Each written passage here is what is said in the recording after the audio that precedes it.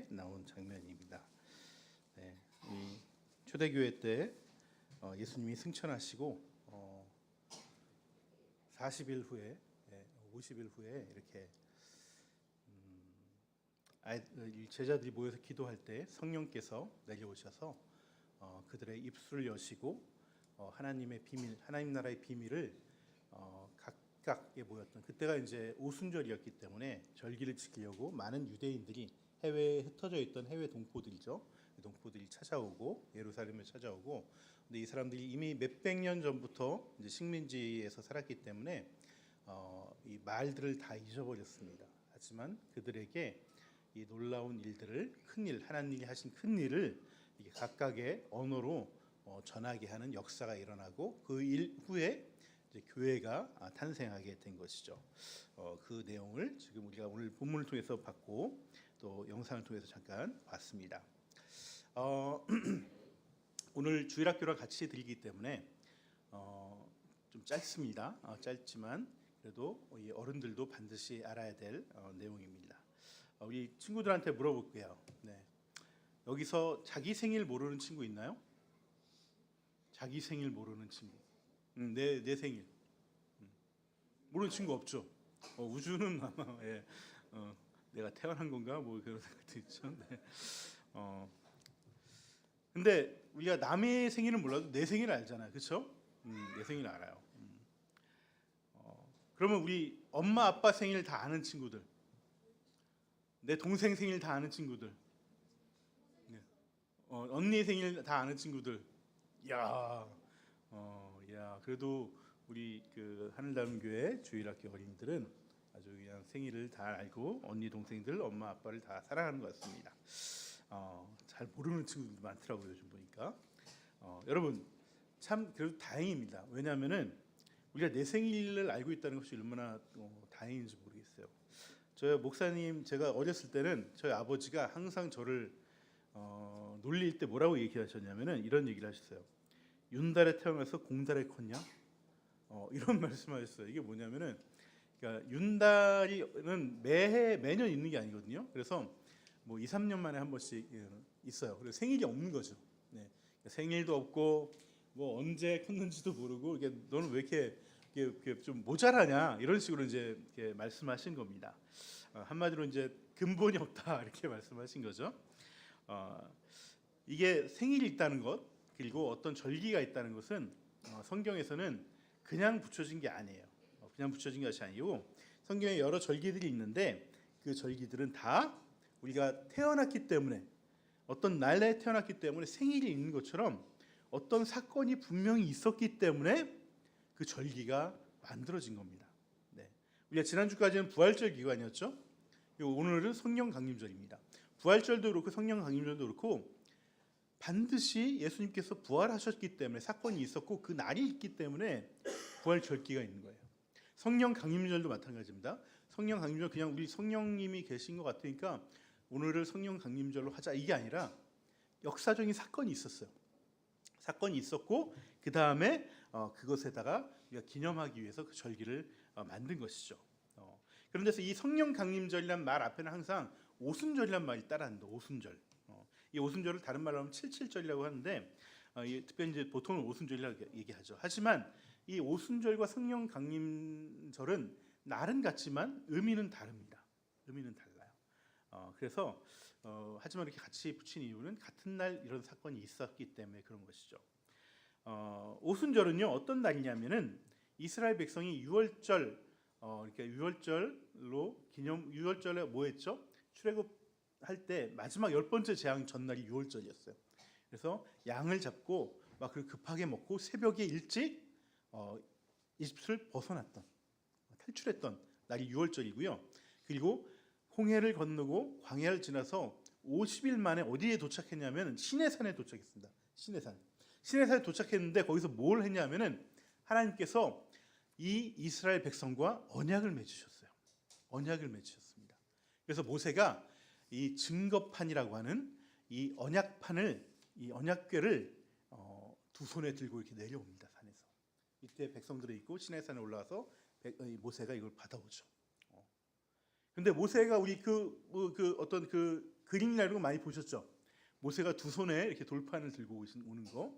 여러분 그 두 개의 돌판은요 똑같은 거예요. 똑같은 거. 그러니까 여기서부터 1계명부터 5계명까지 쓰여 있고 여기서부터 6계명부터 10계명까지 쓰여진 돌판이 아니고 이 두 개 뭐 이렇게 하나님이 글씨를 작게 쓰지 못해서 이렇게 나눠 쓰신 게 아니고 두 개가 똑같은 걸 가져온 거예요. 왜? 이거는 하나님과 이스라엘 백성 간의 계약서예요. 계약서. 너희들이 이 율법을 그대로 지키면은 내가 너희의 왕이 되어서 너희의 나라를 내가 지켜줄 거야. 너가 어떠한 일을 겪더라도 나는 너희들을 포기하지 않고 끝까지 너희들을 지켜줄 거야. 단 이 내가 하나님의 말씀, 이 율법을 너희들이 지켜야 돼. 이 계약을 맺은 거예요. 우리 어린이들 계약서란 말 들어봤어요? 계약서 들어봤죠? 맞아요. 계약서도 똑같은 종이를 두 장 써요. 그래서 한 사람이 한 장을 가져가고 다른 사람이 한 장을 가져갑니다. 도장을 둘 다 찍어요. 왜냐하면은 이 계약서를 잊어버리면은 계약한 것이 무효가 되고 나중에 계약을 뭔 계약을 했는지 서로 알 수가 없어요. 기억이 가물가물하고 그렇습니다.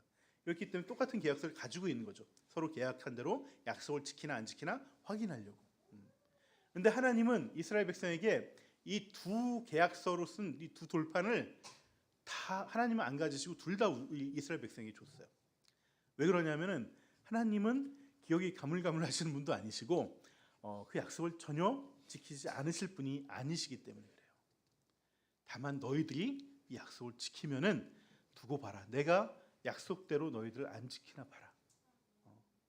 이것을 보여주기 위해서 이 두 돌판을 같이 주셨던 것이죠.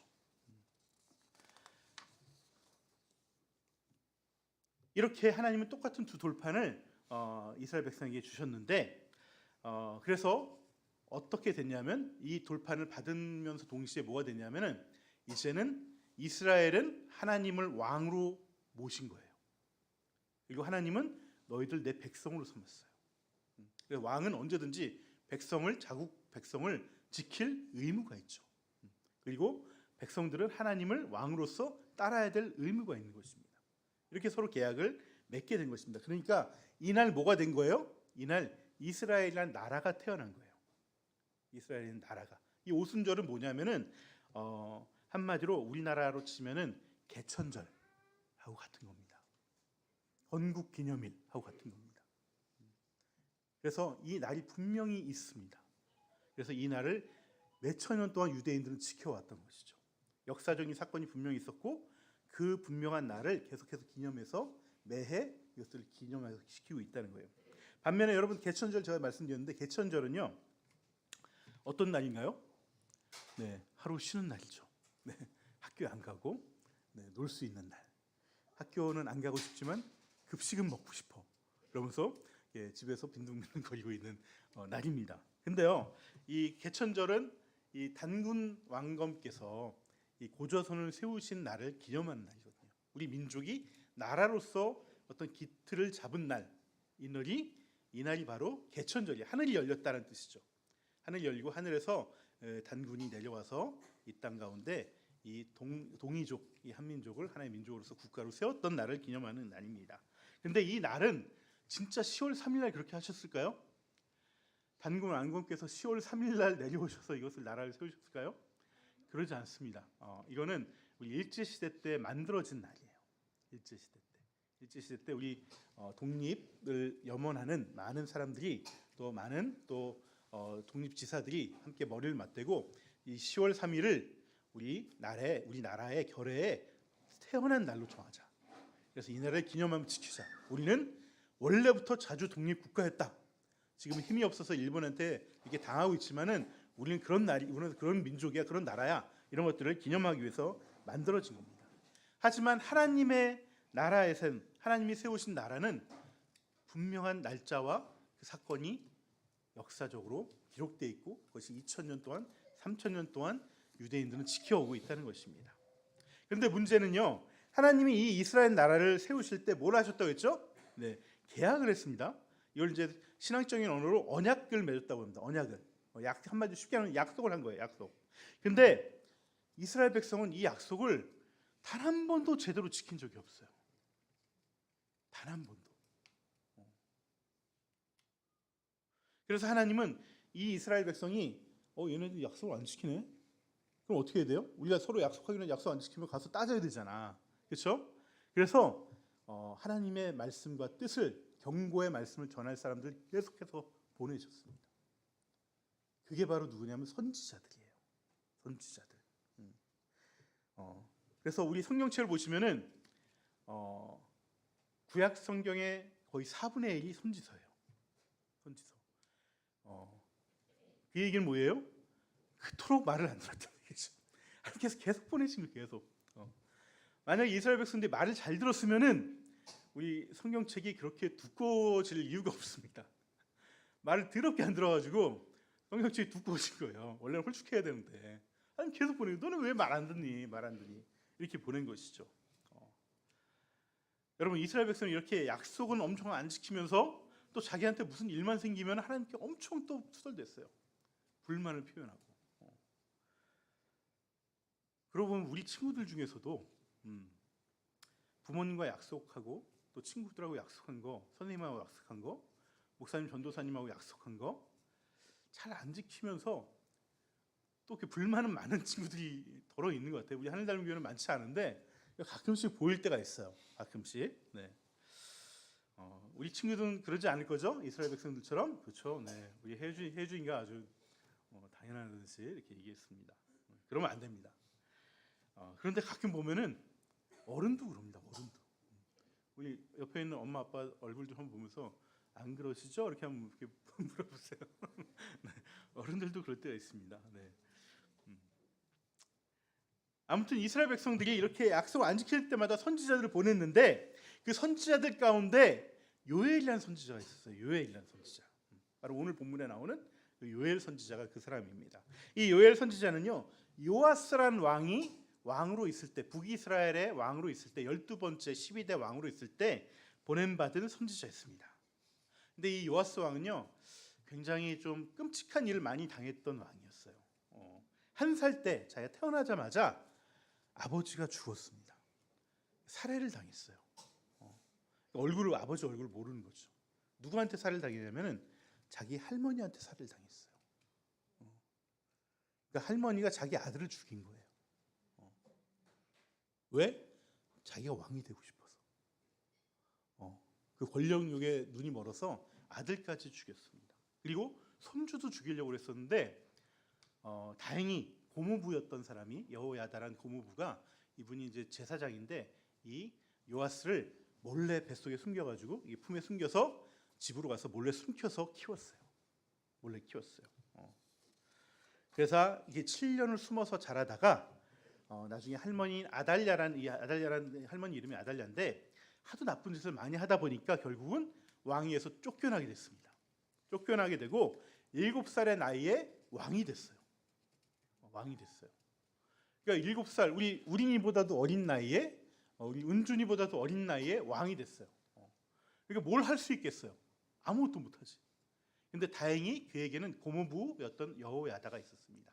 제사장이었던 이 여호야다는 아주 하나님의 말씀에 또 진실되고 또 하나님 말씀대로 살아가는 제사장이었어요. 그래서 이 조카를 도와서 옆에서 이 왕을 잘 치리할 수 있도록 도와줬습니다. 그래서 이 요아스는요 굉장히 좋은 일들을 많이 했습니다. 왕으로서 좋은 일을 많이 했어요. 근데 문제는 이 고모부가 나이가 들어서 죽었어요. 나이 들어서 죽었어요. 이제 혼자 됐겠죠. 요아스 왕이. 근데 그때부터 요아스 왕이 변하기 시작했어요. 그때부터 변하기 시작했어요. 그래서 그 전에는 고모부 말도 잘 듣고 하나님 말씀도 잘 듣고 이렇게 따라서 이렇게 시키는 대로 했는데 이제 스스로 어른이 되고 이제 혼자 왕의 자리에 오르자 어떻게 되냐면 우상을 숭배하기 시작합니다. 그리고 우상 신전들을 마구 만들었어요. 그리고 예배를 드리지 않고 가난한 자를 힘들게 하고 아주 안 좋은 일들을 너무 많이 했습니다. 이 요아스는요 40년 동안 북이스라엘을 통치했는데 이 북이스라엘 왕들 중에 40년 이상 된 왕들이 많지 않습니다. 그만큼 오래 했어요. 오래 했는데 이 고모부인 여호야다가 있을 때는 굉장히 좋은 정치를 하다가 그 이후에는 아주 안 좋은 정치를 해서 결국 어떻게 됐냐면은 마지막에 부하들에게 살해당합니다. 그리고 그렇게 죽고 말아요. 비극적인 일들을 당하게 됩니다. 여러분, 이게 하나님 말씀을 지키지 않는 그리고 악한 일을 하는 사람들의 최후예요. 최후. 물론 요아스는 굉장히 불쌍한 사람입니다. 아버지 없이 자라고 또 끔찍한 일을 겪고 자라기도 했어요. 그래서 요아스 마음에는 아마도 성경에 나오진 않았지만은 많은 상처가 있었을 거예요. 또 불안이 있었을 거예요. 왜? 언제 죽을지 모르면서 살았기 때문에. 억울한 일도 많고 힘든 일도 굉장히 많았을 겁니다. 하지만 그게 변명이 되면 안 돼요. 변명이 되면 안 돼요. 나는 힘든 일 많이 겪었으니까 좀 내 마음대로 살고 싶어. 내가 하나님 말씀 좀 못 지켜도 하나님 날 좀 봐주셔야 돼. 그런 마음과 그런 생각을 품고 살아가면 결국 그 상처가 그 사람을 집어삼켜요. 그래서 그 사람을 망가뜨린 거예요. 내 마음에 억울함이 있고요, 또 내 마음에 잊혀지지 않는 상처가 있을지라도 그 생각만 하고 나는 그 보상을 받아야 돼라는 태도로 인생을 살아가면은 결국은 그 상처가 더 골마지고 그 상처로 인해서 그 인생이 완전히 망가지게 됩니다. 그러면 어떻게 될까요? 다른 방법이 없어요. 방법은 오직 하나입니다. 하나님의 영을 내가 받아야 되는 거예요. 하나님의 영을. 성령을 받아야 됩니다. 성령의 충만함 가운데 살아가야 되는 것이죠. 요엘 선지자는 요아스 왕에게 왕이 자꾸 이렇게 악한 일을 하고 하나님을 거역하고 하나님을 배신하면은, 이전처럼 하나님을 잘 섬기지 않으면은 하나님께서 이 땅에 메뚜기 떼를 보낼 것이고 재앙을 내릴 것입니다. 근데도 듣지 않았어요. 너무나 안타깝죠. 여러분, 지금 나는 초등학생이라서 부모님 말씀을 잘 듣고 교회에 잘 다녀요. 근데 내가 컸다고? 이제는 난 다니기 싫었는데 엄마 때문에 다녔어. 아빠 때문에 다녔어. 그때 가서 하나님 배신하면 어떻게 될까요? 하나님 섬기지 않고 세상을 섬기고 세상에 더 쫓아가고 사랑을 하지 않고 자기 중심적으로 살아가고 이기적으로 살아가고, 그럼 요아스처럼 되는 거예요. 요아스의 신앙이 전반전에 좋은 일을 많이 했다고 하지만 그건 진짜 자기 마음으로 한 것이 아니죠. 억지로 한 거예요. 억지로. 그냥 끌려서 내가 자원해서 했던 것이 아닙니다. 여러분, 하나님이 영이 부어줘야지 우리는 자원하는 마음이 생겨요. 내 마음으로는 한계가 있고 할 수가 없어요. 하나님의 영이 부어지면요, 자녀들은 예언을 할 것이고 청년들은 환상을 보고 아비들은 꿈을 꿀 것이라고 오늘 요엘 선지자가 얘기했습니다. 그런데 이 예언의 말씀이 오순절 마가 다락방에서 성령님이 강림하면서 그 영을 제자들에게 부어주시는 것을 통해서 현실이 되어버렸습니다. 그래서 성령님께서 강림하셔서 제자들의 마음에 성령이 임하자 요엘이 예언했던 것처럼 환상을 보게 되고 꿈을 꾸게 되었습니다. 여러분, 이 예언과 환상과 꿈은요, 어떤 특별한 것이 아닙니다. 그것은 이 오순절 성령 강림절이 바로 인류 역사상 새로운 공동체가 태어나게 됐다는 것을 얘기하는 거예요. 그 예언이에요. 하나님 나라가 이 땅 가운데 임했다는 것을 예언하는 거예요. 눈에 보이지 않았던 하나님 나라의 실체가 교회라는 모습으로 이 땅 가운데 임했다라고 그 이야기를 예언하고 꿈을 꾸고 환상을 보는 것입니다. 그래서 결론적으로 오순절은 구약 이스라엘 백성들이 나라가 세워진 날을 기념하는 것이고요, 성령 강림절은 신약 백성인 신약 이스라엘에 교회가 생겼다는 것을 기념하는 것이에요. 이 교회의 탄생일이 바로 성령 강림절입니다. 그런데 여러분, 이거 기억 못해도 돼요. 이거 기억하는 것보다 진짜 더 중요한 건 뭐냐면은 내 안에 성령님이 임했냐는 거예요. 내 안에 성령님이 임했는지. 그래서 내가 정말 새로운 하나님의 나라인 이 교회 공동체와 하나님의 나라를 소망하고 또 바라고 꿈꾸며 그 놀라운 미래의 모습을 환상으로 보고 갈망하고 있느냐. 내 안에 그런 마음이 없다면은 나는 아직 성령님이 충만하게 임하지 않은 거예요. 성령님이 임하지 않는 거예요. 우리가 교회 생활 오래 했는데 늘 자기 일만 걱정하는 사람들이 있어요. 자기 문제에 빠져나오지 못하는 사람들이 있습니다. 여러분, 그러면은 더 이상 내 상처에 머물러 있고 내 과거에 머물러 있고 그것을 어떻게 풀어나갈 거에만 머물러 있으면은 오히려 그게 나를 가둬버립니다. 가둬버려요. 진짜 나에게 성령님이 충만하게 임하면은 내 문제를 넘어서게 돼 있어요. 내 문제를 내가 마음으로 넘어서, 환경은 변하지 않아요. 하지만 내가 마음으로 넘어섰을 때 내 환경을 내가 다룰 수 있어요. 내가 마음으로도 못 넘으면 환경을 내가 다룰 수 없어요. 그 환경을 넘어설 수 없어요.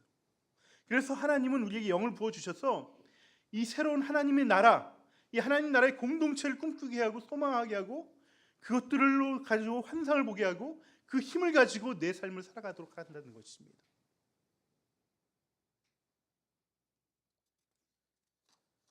제가 놀라운 사실 하나를 알려줄까요? 나에게 교회에 대한 예언이 안 나오고 꿈이 그려지지 않고 환상이 보여지지 않는 것은요, 내 안에 성령님이 안 계셔서 그런 게 아닙니다. 분명히 예수님을 나의 주님으로 영접했다면은 그 모든 사람들은 그 안에 성령님이 계십니다. 성령님이 부어져 계셔요. 그 안에 성령님이 다 살아 계셔요. 다만 우리가 그 성령님을 바라보지 않거나 내 뜻대로 이용하려 하면은 그 성령님이 내 안에서 역사하지 않으시는 거예요. 제가 예전에 안과를 갔는데 제가 기다리고 있었습니다. 소파에 앉아서 기다리고 있었습니다. 근데 어떤 아저씨가 이제 치료를 끝나고 이제 계산을 다 하고 나가셨어요. 안녕히 계세요 하고 나갔어요. 근데 한 5분쯤 지났나? 다시 아주 헐레부터 막 뛰어오면서 들어오는 거야. 들어오더니 이 간호사 앞에 있는 데스크가 있는 간호사한테 혹시 제 안경 못 보셨어요? 제가 놓고 온 것 같은데. 근데 간호사가 뭐라는 줄 알아요? 웃으면서 지금 쓰고 계신데요. 이렇게 얘기하셨어요. 그래서 안경을 만져 내가 쓰고 있네. 그러면서 굉장히 멋쩍은 표정을 하시면서 다시 안녕히 계세요. 이제 가셨어요. 네. 여러분, 내 안에 성령님이 와 계신데 그 성령님을 내가 붙잡지 않고 바라보지 않고 그분을 날마다 의식하지 않으면은 성령님은 우리 안에서 역사하지 못하십니다. 안경을 끼고 있는데도 보지 못한다는 거예요. 그래서 그 성령님이 주시는 그 은혜와 축복을 날마다 받지 못하게 되는 겁니다. 왜 내가 성령님을 보지 못하는 줄 아세요? 내 안에 성령님을 보지 않고 맨날 내 억울한 것만 보고 내 당한 것만 보고 내 슬픔만 보고 내 환경만 보고 내 상처만 붙잡고 있기 때문에 그 문제와 그 감정에만 빠져 있기 때문에 성령님을 봐도 보지 못하는 거예요. 여러분, 성령 강림절에 성령이 불같이 맺던 이 초대교회 아까 그분들 그 제자들은요, 이후의 삶이 이루 말할 수 없는 어떤 시련과 고난의 그런 박해를 받으면서 살아갔습니다. 그 제자들, 여기 아까 나와 있던 사람들 중에서 제명을 다 살고 간 사람이 요한밖에 없어요. 다 순교당했습니다. 베드로는 십자가에 거꾸로 매달려 죽었고 도마는 온몸이 칼로 찢겨져서 죽었어요. 이렇게 다 박해를 받고 어려움을 겪고 목숨을 잃어서 가면서까지 새로운 하나님의 나라인 교회를 그들은 만들어갔습니다. 자기의 아픔과 문제가 아니라 교회를 꿈꾸고 교회의 소망을 예언하고 교회의 부흥을, 그 환상을 바라보면서 교회를 세워갔어요.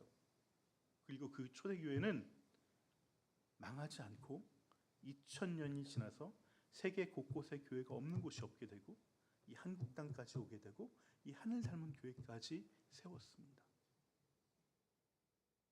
내가 화나고 내가 억울하고 내가 답답해지면은 이제 더 이상 내 과거를, 내 현실을 거기에만 눈이 뺏기면 안 돼요. 그럴 때일수록 오직 성령님을 통해서 하나님 나라와 교회를 바라보세요. 꿈꾸세요. 소망하세요. 주님의 이름을 부르면서 구원받을 그 영혼들을 바라보세요. 그 일에 쓰임 받으면은 정말 이보다 더 큰 축복과 행복이 없습니다. 그 일을 위해 우리를 부르셨어요. 그 일을 위해. 그 일을 통해 세상을 섬기라고 또 제자를 삼으라고 우리를 부르셨습니다. 그 부르심에 응답하면은 막 교회만 잘 되고 하나님 나라만 좋아질까요? 아니요. 그 교회가 뭐죠? 우리가 교회예요. 교회인 우리도 복을 받습니다. 교회인 우리도 그 놀라운 환상처럼 우리의 삶이 바뀌어져 갑니다. 그래서 우리가 축복의 인생이 되는 거예요. 부모님 때문에 억지로 교회 다니다가 하나님 버리는 요아스처럼 되지 말고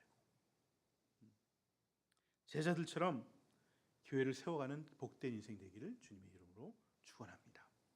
네, 우리 함께